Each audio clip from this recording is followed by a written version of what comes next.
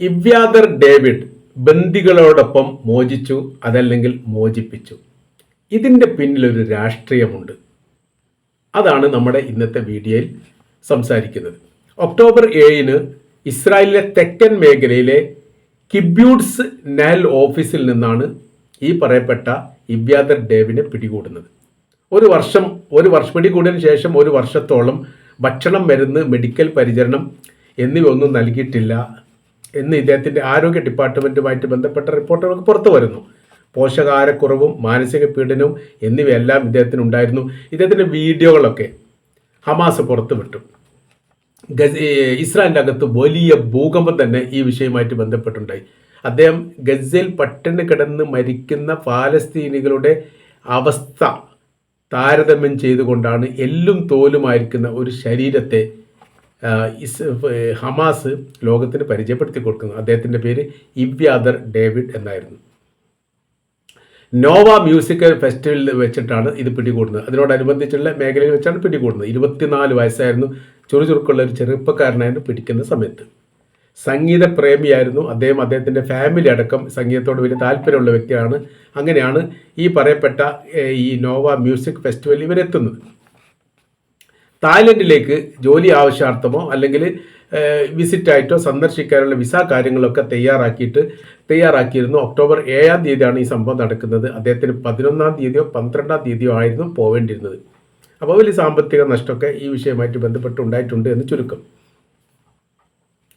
നിലവിൽ ഇപ്പോൾ റബിൻ മെഡിക്കൽ സെൻറ്ററിൽ ചികിത്സ തേടുകയാണ്. വലിയ രീതിയിലുള്ള ചികിത്സ ട്രീറ്റൊക്കെയാണ് കൊടുക്കുന്നത്. അദ്ദേഹത്തിന് അഭിവാദ്യം അർപ്പിക്കുന്നതും അദ്ദേഹം തിരിച്ച് അഭിവാദ്യം അർപ്പിക്കുന്നതുമായിരിക്കുന്ന ഒരുപാട് വീഡിയോകൾ ഇസ്രായേൽ സർക്കാർ തന്നെ പുറത്തു വിട്ടിട്ടുണ്ട്. വിജയിച്ചിട്ട് ഇരിക്കുന്നു എന്ന് പറയുന്ന രീതിയിലാണ്. എന്താണ് ഇതിലെ രാഷ്ട്രീയം? ഇവ്യാദർ ഡേവിഡിനെ പിടികൂടുന്നു. അദ്ദേഹത്തിൻ്റെ വീഡിയോയുമായിട്ട് ബന്ധപ്പെട്ട കാര്യങ്ങൾ വന്ന സമയത്ത് ഇസ്രായേൽ വലിയ ഭൂകമ്പമുണ്ടാകാൻ പ്രധാനമായിരിക്കുന്ന കാര്യം ജീവനോടെ ഉണ്ട് എന്ന് പറയുന്ന 20 ബന്ദികളുടെയും അവസ്ഥ ഇത് തന്നെയാണ് എന്ന് ഇസ്രായേൽ വിശ്വസിക്കാൻ പാകത്തിലുള്ള സംവിധാനങ്ങൾ ഹമാസ് ചെയ്തു കൂട്ടി എന്നും പറയാൻ വേണ്ടി പറ്റും. അപ്പോൾ ഇത് ഒരു ചുമരിൽ ഇങ്ങനെ പിടിച്ചുകൊണ്ട് നടക്കുന്നത് മരണം പ്രതീക്ഷിക്കുന്ന ഒരു വ്യക്തിയുടെ മാനസികാവസ്ഥ പോലെ തന്നെയാണ് ഇദ്ദേഹത്തിൻ്റെ പ്രവർത്തന രീതികളൊക്കെ ആർക്കും മനസ്സിലാക്കാൻ വേണ്ടി സാധിക്കുക എന്നുള്ളൊരു യാഥാർത്ഥ്യമാണ്. അപ്പോൾ ഇപ്പോൾ 20 ബന്ദികളെ മോചിപ്പിച്ചു. ആ മോചിപ്പിച്ചതിൽ ഇവ്യാദർ ഡേവിഡ് ഉണ്ടായിരുന്നു. പക്ഷേ പ്രശ്നം എന്താണ്? 19 ബന്ദികൾക്കും ഇവ്യാദർ ഡേവിഡിൻ്റെ അവസ്ഥ ഉണ്ടായിട്ടില്ല. അവരെല്ലാവരും ആരോഗ്യവാന്മാരും ഉന്മേഷവാന്മാരുമായിരുന്നു. ഈ ഭക്ഷണവുമായിട്ട് ബന്ധപ്പെട്ട വിഷയമോ ആരോഗ്യമായി ബന്ധപ്പെട്ട വിഷയമോ അവരെ ബാധിച്ചിട്ടേ ഇല്ല. പക്ഷേ ഇദ്ദേഹത്തെ മാത്രം ബാധിച്ചു. അപ്പോൾ ഇവിടെ നടത്തിയിരിക്കുന്ന കാര്യം എന്ന് പറഞ്ഞാൽ ഒരാളെ അവർ പട്ടിണിക്കിട്ടു എന്നുള്ളത് തന്നെയാണ്. അതെന്തിന്? ഫലസ്തീനിൽ നടക്കുന്ന വിഷയത്തെ ലോകോത്തര നിലവാരത്തിലേക്ക് എത്തിക്കാനുള്ള ഒരു തന്ത്രത്തിൻ്റെ ഭാഗമായി ആ വ്യക്തിയെ, ഈ പറയപ്പെട്ട ഇവ്യാദർ ഡേവിഡിനെ അങ്ങനെ തന്നെ ഒരു പട്ടിണി കിട്ടും. അങ്ങനെ ഏറെക്കുറെ സമയബന്ധിതമായി ഭക്ഷണം നൽകാതിരിക്കുക, 2-3 ദിവസം കഴിയുന്ന സമയത്ത് ഭക്ഷണം നൽകുക എന്ന് പറയുമ്പോൾ ജീവൻ നിലനിർത്താൻ ആവശ്യമായിരിക്കുന്ന സംവിധാനങ്ങൾ ഉണ്ടാക്കുക എന്നുള്ളത് കൊണ്ട് മാത്രമാണ് ഉദ്ദേശം. മെഡിക്കൽ പരിചരണ കാര്യങ്ങൾ നൽകിയിട്ടില്ല. പിന്നെ ഈ ഭാഗത്തേക്ക് ഒരാൾ സന്ദർശനം നടത്തുന്ന പ്രവർത്തികളും നൽകിയിട്ടില്ല. അങ്ങനെ ആ സമയത്ത് മാനസികമായിട്ട് വലിയ പ്രയാസമുണ്ട്. ഒറ്റപ്പെട്ടു പോകുന്ന ഒരു മാനസിക സ്ഥിതി ഉണ്ടാകുന്നു. മരണം എപ്പോഴും പ്രതീക്ഷിക്കുന്നു.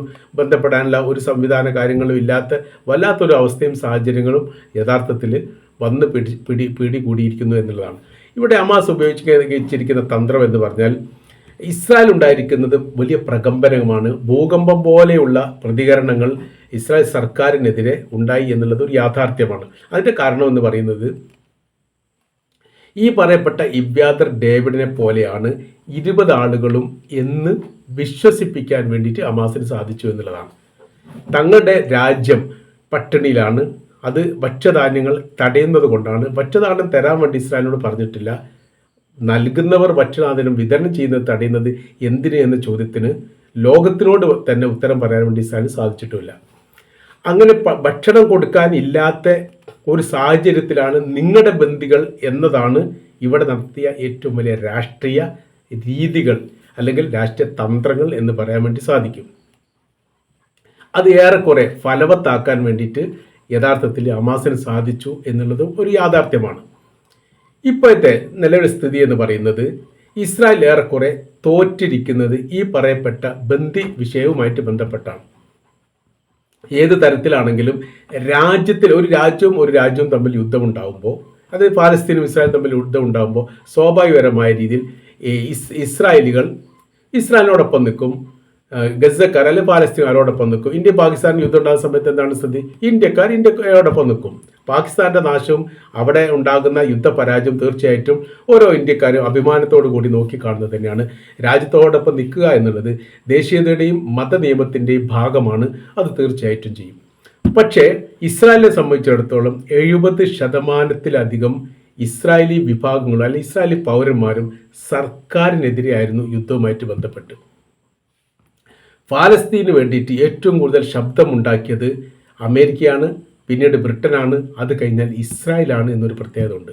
ഫലസ്തീന് സ്വാതന്ത്ര്യം നൽകണം, അവർ നമ്മളെപ്പോലെയുള്ളവരാണ്, അവരുടെ ഭൂമിയിലാണ് നമ്മളിപ്പോഴും താമസിക്കുന്നത്, അവർക്കെതിരെ ഇത്തരം ക്രിമിനൽ പ്രവൃത്തി പോലെയുള്ള കൂട്ടക്കൊലകൾ അത് ശരിയല്ല എന്ന തരത്തിൽ ഫലസ്തീന് വേണ്ടി ഇസ്രായേലിനകത്ത് തന്നെ ജൂത വിഭാഗങ്ങളും ജൂത റബ്ബിമാരും വലിയ രീതിയിലുള്ള ആക്രോശങ്ങൾ സർക്കാരിനെതിരെ ഉന്നയിച്ചിട്ടുണ്ട് എന്നുള്ളതാണ്. ഇത് അപൂർവമായിട്ട് മാത്രം ഇസ്രായേൽ കാണുന്ന പ്രവൃത്തിയാണ്. ഒരുപാട് യുദ്ധത്തെ അഭിസംബോധന ചെയ്ത രാജ്യമാണ് ഇസ്രായേൽ എന്ന് പറയുന്നത്. 1948 അവരുടെ സ്വാതന്ത്ര്യത്തിന് ശേഷം ഇങ്ങോട്ട് നോക്കുന്ന സമയത്ത് 10-ലധികം മുസ്ലിം രാജ്യങ്ങളെ അവർ ആക്രമിച്ചിട്ടുണ്ട്. ഏകദേശം 20-ലധികം യുദ്ധങ്ങൾ ചെയ്യുകയും ചെയ്തിട്ടുണ്ട്. ഈ ഒരു യുദ്ധം വെച്ചാൽ ഈ ഗസയും ഫലസ്തീനും തമ്മിൽ ഇപ്പോൾ 2023 ശേഷം നടത്തിയിരിക്കുന്ന ഈ അക്രമം, ഈ യുദ്ധം, ഈ കൂട്ടക്കൊലയുമായിട്ട് ബന്ധപ്പെട്ട കാര്യത്തിലല്ലാതെ ബാക്കി എല്ലാ യുദ്ധത്തിലും ഇസ്രായേൽ ജയിക്കുകയാണ് ചെയ്തത്. അതിൽ 1-2 യുദ്ധം മാത്രം ഒരു കരാർ വ്യവസ്ഥയോട് കൂടി അവസാനിപ്പിച്ചിട്ടുണ്ട്. ഫലസ്തീന് സ്വാതന്ത്ര്യം നൽകണം എന്ന് പറഞ്ഞുകൊണ്ട് പ്രകടനം നടത്തുകയും പ്രക്ഷോഭം നടത്തിയതിലും ഇസ്രായേലിനും വലിയ പങ്കുണ്ട്. അവർ ആ പ്രവൃത്തി ചെയ്തിട്ടുണ്ട്. നമ്മെപ്പോലെ ജീവിക്കാനുള്ള അവകാശവുമായിട്ട് ബന്ധപ്പെട്ട കാര്യത്തിന് വേണ്ടിയിട്ട് വലിയ ഇടപെടൽ നടത്തണം എന്ന് പറഞ്ഞുകൊണ്ട് പോലും പ്രകടനം നടത്തിയിട്ടുണ്ട് എന്നാണ് മനസ്സിലാക്കാൻ വേണ്ടി പറ്റുന്നത്.